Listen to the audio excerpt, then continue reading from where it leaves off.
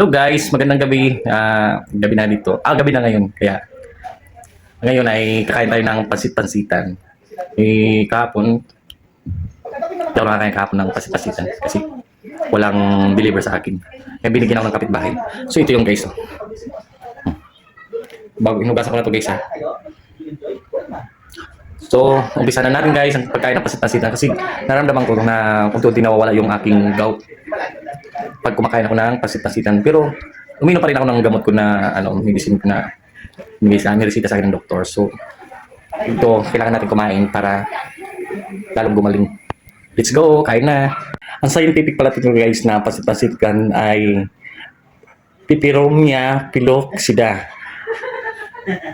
Ito ay isang maliit at malambot at taunang damo na madalas tumutubo sa mga basa at madidilim na lugar. Nakilala rin sa tawag na ulasimang bato. Karaniwang itong ginagamit bilang halamang gamot para sa rayuma at gout. So yun nga guys ang ginagamot ng pansit-pansitan sa mga may arthritis at saka matataas yung uric acid o tinatawag na gout. So ito na guys, kakain na tayo. Huwag kayo maingit ha. Kasi talagang masarap talaga ito siya. Sa umpisa guys, parang nahirapan kumain ito kasi nanibago ba yung panlasa. So, nung ilang beses ko nang kain, parang okay naman. Parang pakaramdam ko nung kumakain ako ng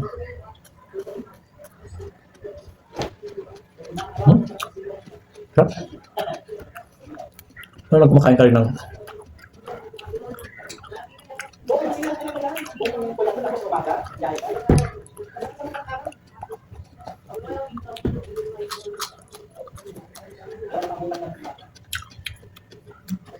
sarap.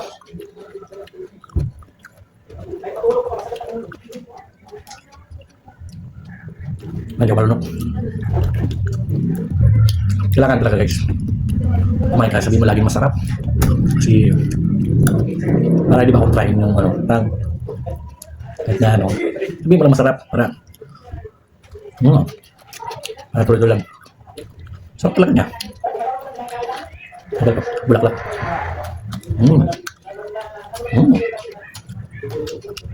Parang araw kumakalakad. Sakit ang mga pako, namamaga. Yung mga joint niya. Sakit.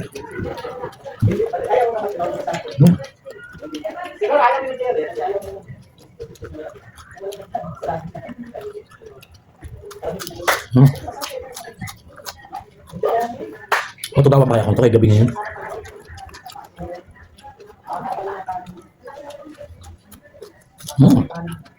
Sarap.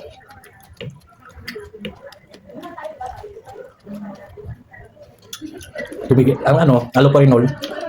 Tinigilan ko na pag-inom kasi parang no effect sa akin. Pero yung allopurinol daw parang tinutunaw niya yung crystal, uric crystal. Ito niya tinutunaw tapos iihi mo yun pag nag-iinom ka nun. Pero ang gamutan doon 3 to 6 months. Pag uminom ka ng Pero iwasan mo din yung bawal na mga pagkain na matataas sa urine ba yun?